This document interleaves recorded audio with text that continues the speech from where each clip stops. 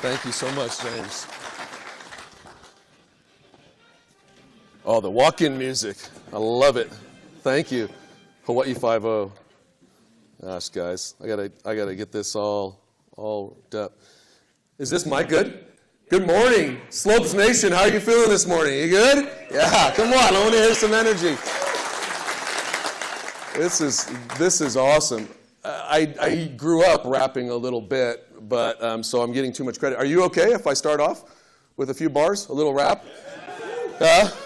Good way to warm up. So I love innovation, but growing up in my family, it was a martial arts family, boxing and then later on MMA, so we love that. There'll be some themes in there from boxing, and one of the heroes as we grew up, Muhammad Ali. Of course, the 801 is our one of our era codes that we represent. So it will go like this.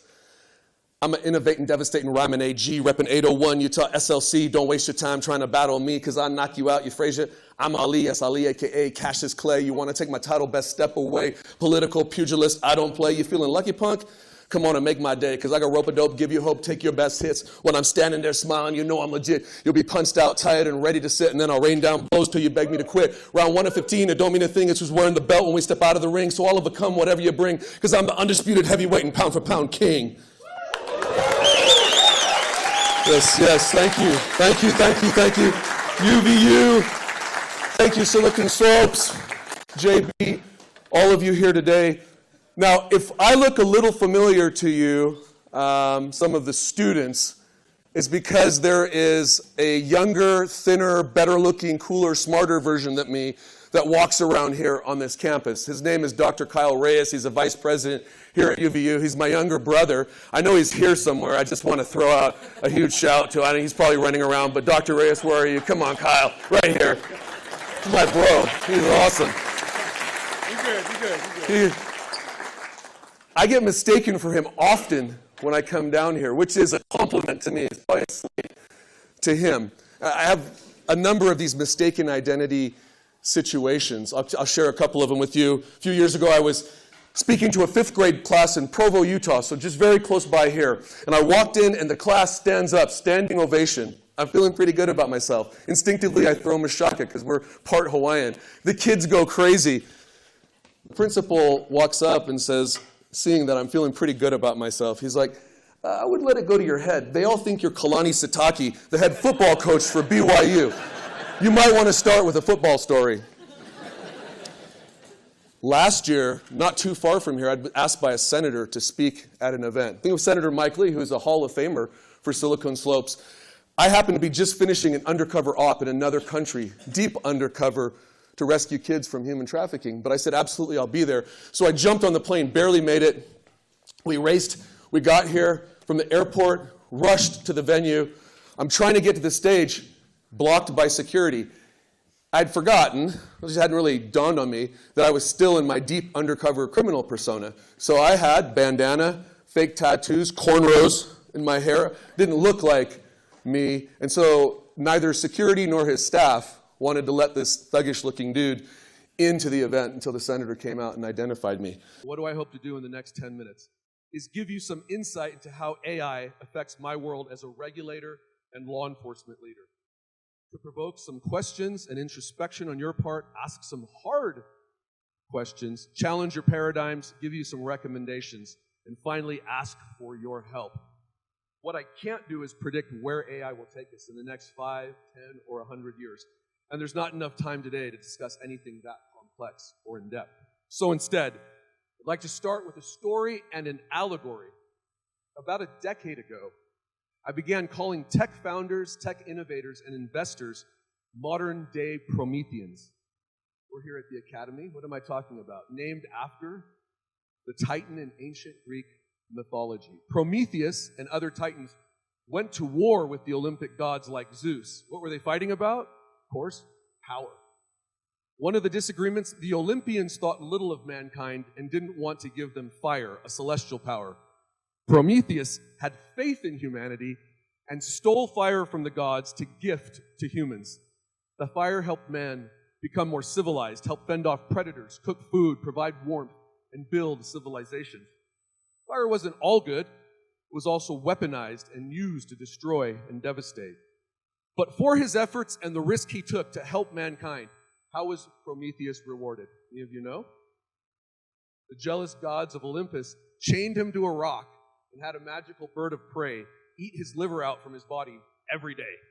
After each excruciating day, the liver would regrow and his torture would start over, and he would go through the same suffering for eternity. Unfortunately, today, like Prometheus, many founders, tech entrepreneurs, and investors, they risk their time, capital, and their reputation, sacrificing much to bring fire or technology to mankind and improve our society. But too often, the government acts like the jealous gods of Olympus. What do I mean? Many times with good intentions, lawmakers try to rein in technology, but in the process, stifle innovation.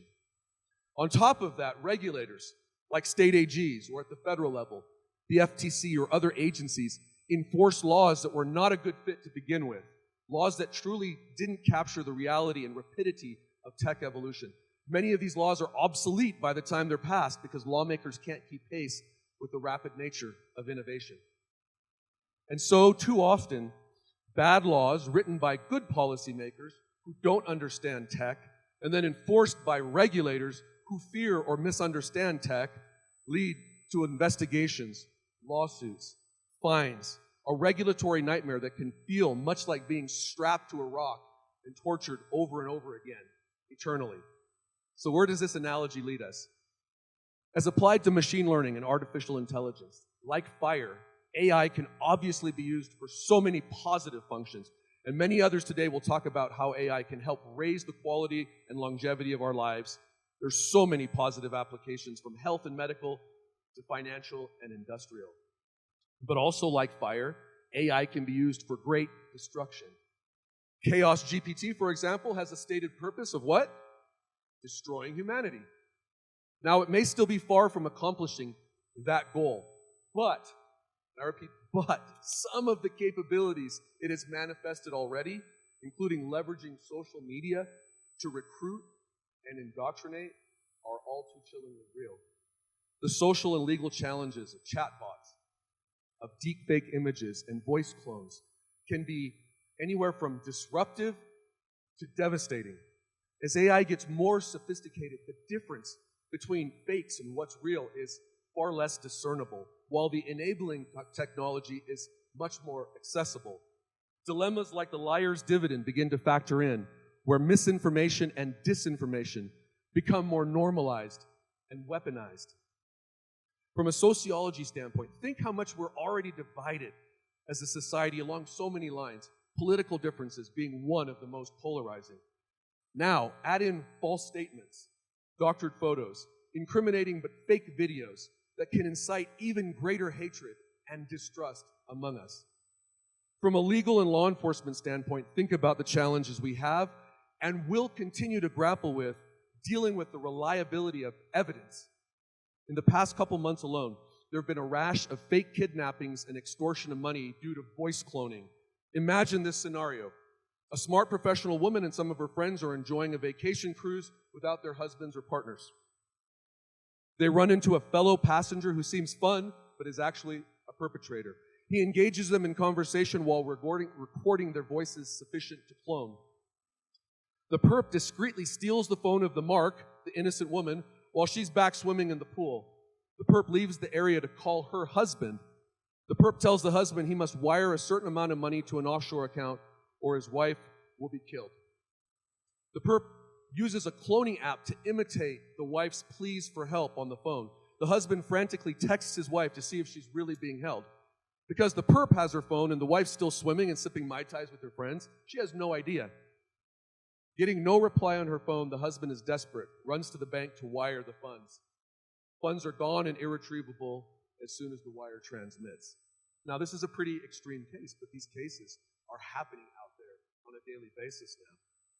Now think about what happens if unscrupulous business competitors, rivals, or anyone wishing to do you harm can bring lawsuits, generate media stories, all based on fake video evidence, cloned voice messages, or false documents. How much harder will it be to prove your innocence? Or on the flip side, if a cartel leader can manufacture exculpatory evidence, like a video alibi that places him away from a crime scene, and they can do this to create even the slightest bit of reasonable doubt with the jury, how will we who prosecute these cases be able to put away criminals and predators? We might be relegated in the legal system to accept only direct eyewitness testimony as admissible, but think about this. Even eyewitnesses who think they saw something real may be testifying based on observations of falsified information. Now, all of these challenges are serious, but relatively inconsequential compared to the macro and global threats of what AI and deepfakes can do in the hands of a motivated dictator. Imagine genocide. Or a rabid terrorist. Think tricking military personnel into believing or even seeing on a screen, believing or seeing a nuclear missile crisis is imminent and forcing a leader to respond with reactionary action is actually the true crisis. Now, my brother and I are comic book nerds and big Marvel X-Men fans. I can speak for him. One of the most effective mutant villains at causing chaos and destruction is not the strongest, nor the most intelligent. She cannot fly or summon cosmic powers. I know he knows who I'm talking about. Her name is Mystique, and she can change her appearance to impersonate others. She may appear to be a guard one second, then the President of the United States, then an army general, confusing everyone around her and causing chaos and mayhem merely by skillful deception. Even before government steps in, the private sector absolutely has a responsibility to address these issues. If we don't architect into the DNA of AI certain safeguards, we will be too far behind and always playing catch-up like we've been with social. To give credit where it's due, I think the private sector has been trying to get its arms around this tornado. But the rate of AI development and certain trends in its evolution, particularly autonomous AI, things like ChatGPT, has left many private sector AI leaders calling for government to step in to pass laws. And these are not normally people who want the government to intervene. They're pretty libertarian, but understand that challenges in the form of bias or many other unintended consequences are serious enough threats that businesses and non-governmental entities alone cannot solve the AI conundrum. So if government is needed, and we assume some reasonable measure of consensus that regulation is required, how do we go about creating those laws? This is perhaps the biggest takeaway, and I hope that you'll focus on this. We need you who are experts, who are consumers of AI, to make sure that the laws and policies passed protect humanity but don't destroy the positive applications of AI. There are some compelling protections that have been proposed. Things like digital watermarks or inherent ID markers that would allow a consumer, a business, or a judge to know when something is a fake or real. This makes a lot of sense. I think we could build bipartisan consensus around it. But is it better for the private sector or government to come up with these standards? Or better for states or the federal government to dictate protocols for this sort of digital breadcrumb trail? And assuming we do pass laws, and here's one of those, think about this. Assuming we do pass laws regulating AI in the United States or amongst our allies, while we create these guardrails around our own conduct, what do we do when other nations are not bound by those same restrictions? What happens when we build restraints that limit us? And we're bound to follow rules, but other nations, particularly those that are vying for dominance in the AI world, are not. It's not only a disadvantage economically, but also a threat to our national security. How are we really going to protect mankind if some of our most avowed rivals can exploit the most destructive aspects of AI? For all of these queries, I don't have the answers, but my job today was merely to ask the questions. Here is a summary of my most important points in closing. Number one, AI can be a great force for good. It also has incredible potential for creating chaos and destruction. Number two, we need the technology industry to continue to find ways to mitigate the downside and maximize the upside of AI. Number three, we need responsible AI regulation and enforcement from the government. And number four, again, the most important to me, we need you who are experts, industry proponents, to actively be engaged in educating legislators and policymakers, heavily involved in informing them and regulators, so we don't treat AI innovators like Prometheus, strapped to a rock, so we don't kill the fire of AI, but rather harness it to build and protect rather than to devour and destroy. Thank you very much. Have a great day.